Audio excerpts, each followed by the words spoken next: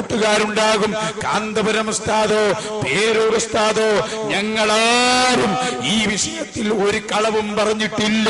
സ്വപ്നം കണ്ടതു മുതൽ എല്ലാ കാര്യങ്ങളും പറഞ്ഞതൊക്കെയും ഞങ്ങളോട് വളരെ കൃത്യമായി പറഞ്ഞത് ഈ മഹാനായ പണ്ഡിതനാണ്. കേട്ടോളൂ നിങ്ങൾ ഹസ്റജിയുടെ വാചകങ്ങൾ. ഞാനതിന്റെ അർത്ഥം പറയാം.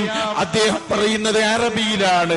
എന്റെ പ്രിയപ്പെട്ട സഹോദരന്മാരെ, നിങ്ങൾ മനസ്സിലാക്കണം, ഒരു മഹാനായ പണ്ഡിതന്റെ നിഷ്കളങ്ക മനസ്സിൽ നിന്ന് വരുന്ന നല്ല വചനങ്ങൾ അത് നിങ്ങളൊന്ന് കേട്ടോളൂ. فسبب انتقال الأمانة الشريفة وهي شعرة مباركة من شعر الرأس الشريف إلى مركز الثقافة السنية في كاليكوت، وتحديدا إلى فضيلة الشيخ العالم المربي أبو الأيتام الشيخ أبو بكر أحمد مسليار، هو أمر من سيد رسول الله صلى الله عليه وآله وصحبه وسلم. ആളുകൾ ചോദ്യകർത്താക്കളെയൊക്കെ കാത്തിരിക്കുകയാണ്. നല്ല ചോദ്യകർത്താക്കളൊക്കെ വരുമെന്ന് ഞങ്ങൾ പ്രതീക്ഷിക്കുന്നു. ഏതായാലും ആകട്ടെ, ഹസ്റജിയുടെ വാചകങ്ങൾക്ക് നിങ്ങൾ അടിവരയിട്ടോ. എന്താണ് അദ്ദേഹം പറഞ്ഞത്?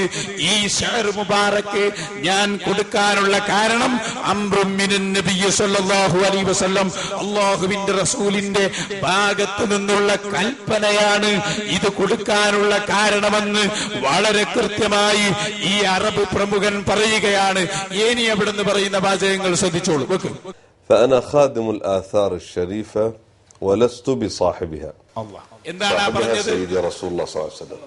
ഞാൻ ഈ തിരുശേഷിപ്പുകളുടെ സേവകൻ മാത്രമാണ്. അല്ലാഹുവിന്റെ റസൂലാണ് ഇതിന്റെ ഉടമസ്ഥൻ. ആ നബിയാണ് എന്നോട് കൽപ്പിച്ചത്. ഇനിയും കേട്ടോ. هذه الآثار الشريفة موجودة عندنا وانتقلت إلينا بأسانيدها الشريفة المتواترة، ونحن لا نفرط فيها أبدا. وأتتنا عروض كثيرة من شخصيات عالمية، ولكن نحن لا نفرط بهذه الآثار الشريفة لأننا لا نملكها. വളരെ കൃത്യമായി അദ്ദേഹം പറഞ്ഞൊരു വാചകം നിങ്ങൾ ശ്രദ്ധിച്ചു. എന്താണിത്? ഈ തിരുശേഷിപ്പുകൾ ഞങ്ങൾക്ക് സ്വഹീയായ പരമ്പരയോടെ, കുറ്റമറ്റ പരമ്പരയോടെ കിട്ടിയതാണ്.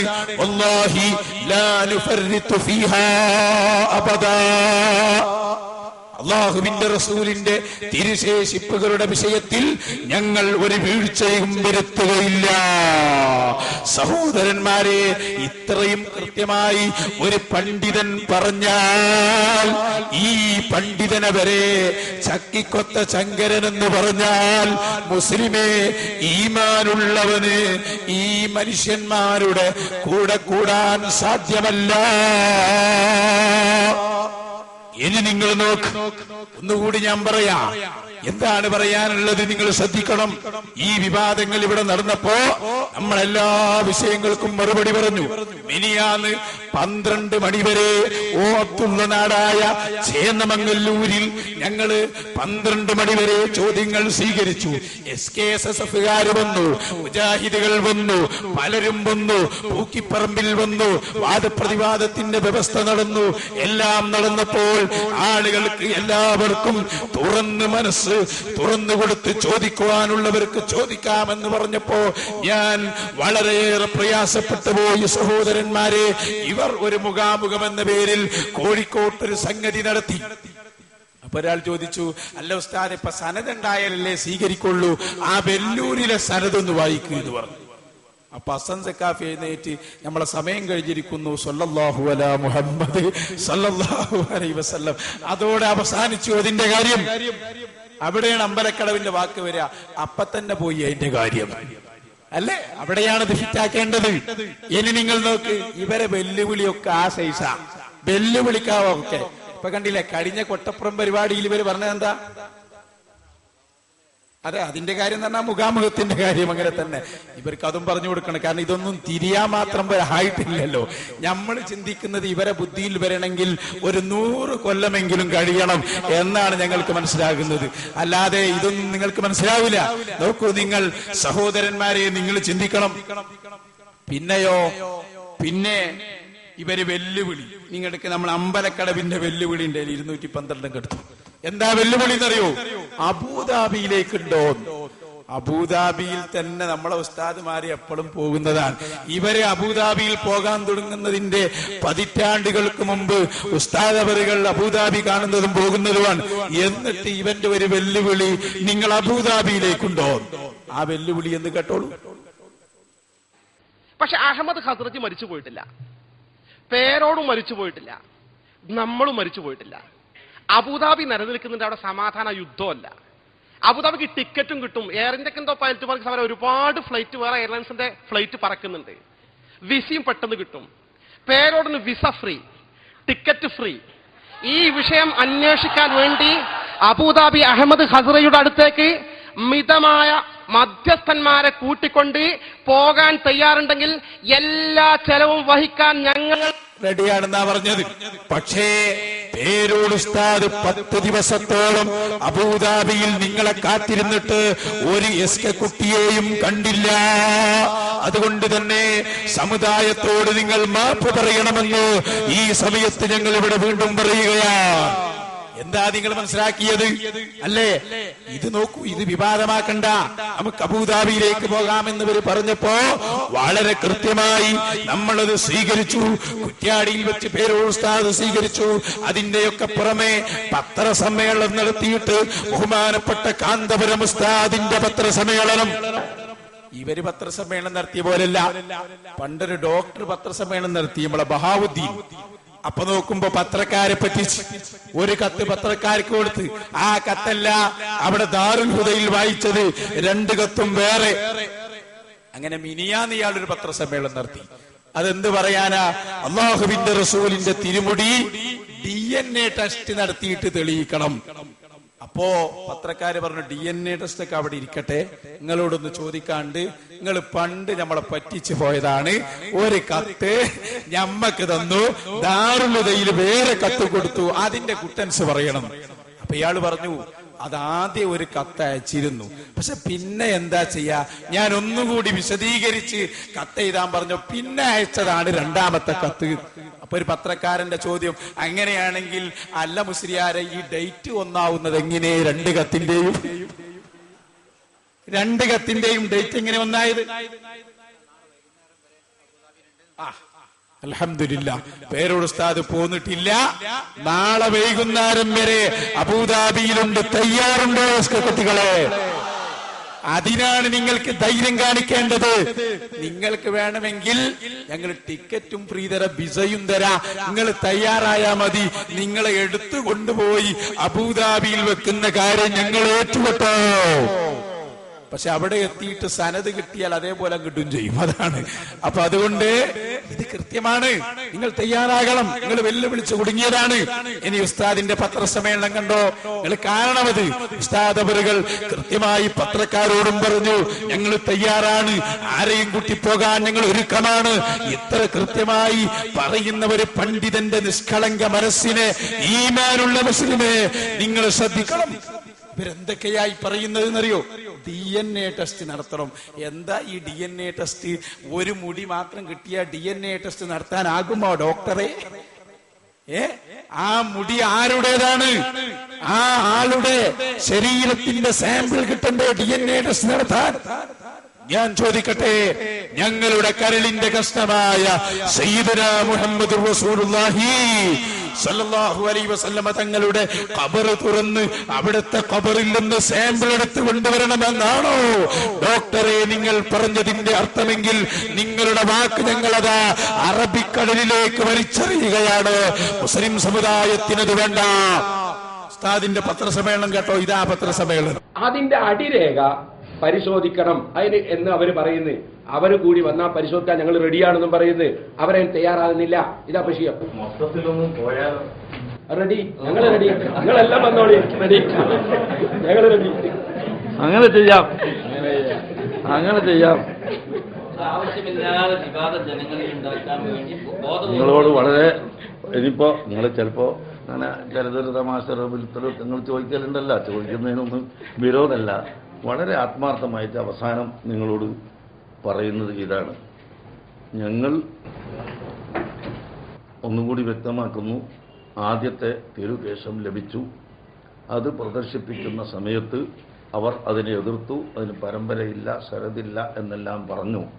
അന്ന് അവരോടുള്ള ചോദ്യത്തിൽ തന്നെ അവർ പറഞ്ഞതാണ് ശരിയായ പരമ്പരയുള്ളത്, വേണമെങ്കിൽ അബൂദാബിയിലെ അഹമ്മദ് ഖദർജിയുടെ അടുക്കൽ പോയാൽ കാണാം എന്ന് അവർ പറഞ്ഞിട്ടുള്ളത് ഇവിടെ രേഖപ്പെട്ട് കിടക്കുന്നുണ്ട്.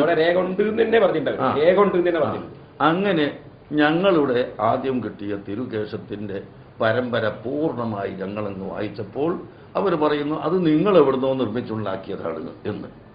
അവരോട് ഇപ്പോഴും ഞങ്ങൾ ഇതിന്റെ പരമ്പര വായിച്ചാൽ അതും പറയും നിങ്ങൾ നിർമ്മിച്ചുണ്ടാക്കിയതാണെന്ന്. അത് പറയാതിരിക്കാനാണ് ഈ അഹമ്മദ് ഖസ്റജി മാത്രമല്ല അതിൽ ഒപ്പുവെച്ചത്. അബൂദാബി ഷെയ്ഖ് ഖലീഫ ഭരണാധികാരി, അദ്ദേഹത്തിന്റെ ഒരു ഡിപ്പാർട്ട്മെന്റ് ഉണ്ട്, ഗ്രന്ഥങ്ങൾ ശേഖരിക്കുകയും അടിക്കുകയും ചെയ്യുന്ന ആ ഡിപ്പാർട്ട്മെന്റിന്റെ തലവൻ ഇതിൽ ഒപ്പുവെച്ചിട്ടുണ്ട്. അതുപോലെ അവിടുത്തെ ഉന്നതന്മാരായ പ്രധാന പണ്ഡിതന്മാർ ഒപ്പുവെച്ചിട്ടുണ്ട്. ഈ ഒപ്പുവെച്ചിട്ടാണ് അവിടെ ഞങ്ങൾക്ക് വായിച്ച് കേൾപ്പിച്ച അതിൽ പറയുന്നത് ഞങ്ങളടുക്കൽ വളരെ വ്യക്തമായ രേഖപ്രകാരം കിട്ടിയതാണ് നിങ്ങൾക്ക് തരുന്നത് എന്ന്. അതിൽ സാക്ഷിയായിട്ട് 4 പണ്ഡിതന്മാരും അവിടെ ഒപ്പിട്ടിട്ടുള്ള ഇത് അവർ സ്വീകരിക്കാതെ ഇനി ഒരു പരമ്പര ഞങ്ങളോട് ചോദിക്കുമ്പോൾ ആ പരമ്പര ഞങ്ങൾ അവർക്ക് കൊടുത്താൽ അതവർ പറയും ഇപ്പോൾ നിങ്ങൾ ഉണ്ടാക്കിയതാണെന്ന്. നേരത്തെ അവർ ചോദിക്കുകയായിരുന്നു വേണ്ടത്, അത് ചോദിച്ചില്ല. ഈ പരസ്യമായി ജനങ്ങളെ മുഴുവനും പാവപ്പെട്ട ജനങ്ങളെ ഭിന്നിപ്പിച്ച് കലഹത്തിലാക്കുന്നതിന് ഇത് ചെയ്തു. ഇനിയെങ്കിലും അത് അവസാനിപ്പിക്കാൻ ഞങ്ങൾ പറയുന്നു, അവർ ഞങ്ങളെ കൂടെ വരട്ടെ, ഞങ്ങൾ ഏതു സമയത്തും പോകാൻ തയ്യാറാണ്. അഹമ്മദ് ഖസ്റജിയുടെ അടുക്കൽ പോയി സനദില്ല എന്നാണ് അദ്ദേഹത്തിന് കാണിക്കാൻ കഴിയുന്നില്ല എങ്കിൽ ഞങ്ങൾ ഇതിൽ നിന്ന് ഇത് ഖേദിച്ച് മടങ്ങാൻ തയ്യാറാണ്. അദ്ദേഹം കാണിക്കുകയാണെങ്കിൽ ഇവരും ഖേദിച്ച് മടങ്ങണം. അതുവരെ അവർ നിർത്തണം, ഭിന്നിപ്പ് നിർത്തണം, ജനങ്ങൾ തമ്മിലുള്ള ഭിന്നിപ്പുണ്ടാക്കണം. പാണക്കാട് തങ്ങളെ പറഞ്ഞതിൽ ഞങ്ങൾക്ക് വലിയ ഖേദമുണ്ട്. അദ്ദേഹം ഈ തെറ്റിദ്ധരിപ്പിച്ചിട്ടാണെന്ന് നമുക്ക് തന്നെ മനസ്സിലാകുന്നു. എന്നാൽ ഞാനിപ്പോൾ തങ്ങളെ കൊണ്ട് അറ്റസ്റ്റ് ചെയ്യിപ്പിക്കട്ടെ എന്ന് പറയുന്നത് നമ്മൾ കേൾക്കുന്നു. ഒരു സാധനം അറ്റസ്റ്റ് ചെയ്യിപ്പിക്കുക എന്ന് പറഞ്ഞാൽ അവിടുന്ന് വന്നൊരു കത്ത് പിടുത്ത് ഒരാളെ കൊണ്ട് ഒപ്പുവെപ്പിച്ചാൽ അറ്റസ്റ്റ് എന്നാണോ അതിന് പറയുന്നത്? ഒപ്പുവെച്ചില്ല, ഇങ്ങനെ കാണിച്ചു കൊടുത്തില്ല. നീലമഷിയാന്ന് അതിന് കാരണം പറഞ്ഞേ, നീലമഷി ഫോട്ടോ കോപ്പി ഇത്തിട്ടുണ്ടാക്കും കയ്യിൽ. അപ്പൊ അതുകൊണ്ട് ഈ ജനങ്ങളുടെ ഇടയിൽ ഭിന്നിപ്പുണ്ടാക്കുന്നത് അവസാനിപ്പിക്കാൻ ഞങ്ങൾ ആഹ്വാനം ചെയ്യുന്നു. നിങ്ങളെല്ലാവരും അതിനോട് സഹകരിക്കണം. പള്ളി ഉണ്ടാക്കാൻ നിയമപരമായി മാത്രമാണ് പള്ളി ഉണ്ടാക്കുക. അന്ന് നിങ്ങൾ ഞങ്ങൾക്കെല്ലാവർക്കും സഹായിക്കണം. വഞ്ചിച്ചുകൊണ്ട് ഒരു പൈസ പോലും ഞങ്ങൾ ആരോടും വാങ്ങിയിട്ടില്ല. വാങ്ങിയത് വളരെ വ്യക്തമായി പരസ്യപ്പെടുത്തി രേഖാമൂലമാണ് വാങ്ങിയിട്ടുള്ളത്.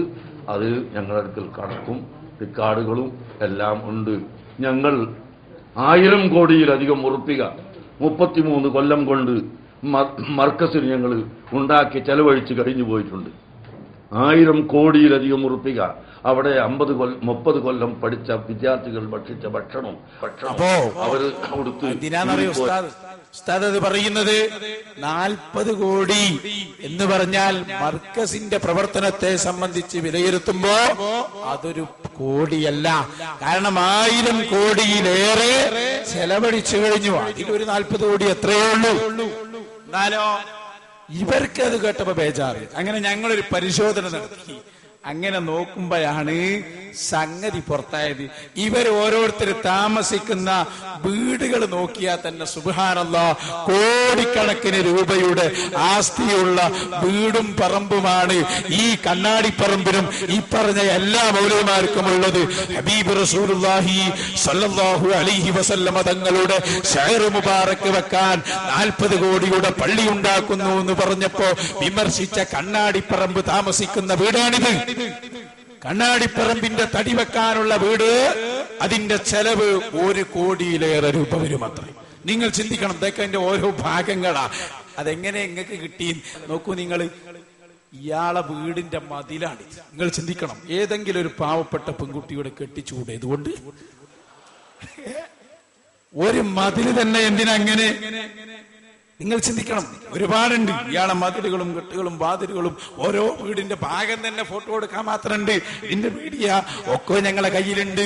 അപ്പൊ ഏകദേശം 1 കോടിയോളം രൂപ വരുന്ന വീടും പറമ്പും വാങ്ങിയിട്ട് താമസിക്കുമ്പോ ഞങ്ങളുടെ കരളിന്റെ കഷ്ണമായ ലോകത്തിന്റെ നേതാവ് അഷ്റഫുൽ ഖൽഖ് ത്വാഹ മുഹമ്മദുർ റസൂലുള്ളാഹി സ്വല്ലല്ലാഹു അലൈഹി വസല്ലമ തങ്ങൾ ഞങ്ങൾ ജീവനിലേറെ സ്നേഹിക്കുന്ന ആ നേതാവിന്റെ തിരുകേശം സൂക്ഷിക്കാൻ ഞങ്ങൾ ഒരു ഷഹർ മുബാറക് മസ്ജിദ് ഉണ്ടാക്കുമ്പോൾ എന്തിനാണ് ഇവർ അതിൽ വേവലാതിപ്പെടുന്നത് എന്ന് മുസ്ലിമീങ്ങൾ മനസ്സുകൊണ്ട് ചിന്തിച്ചോ?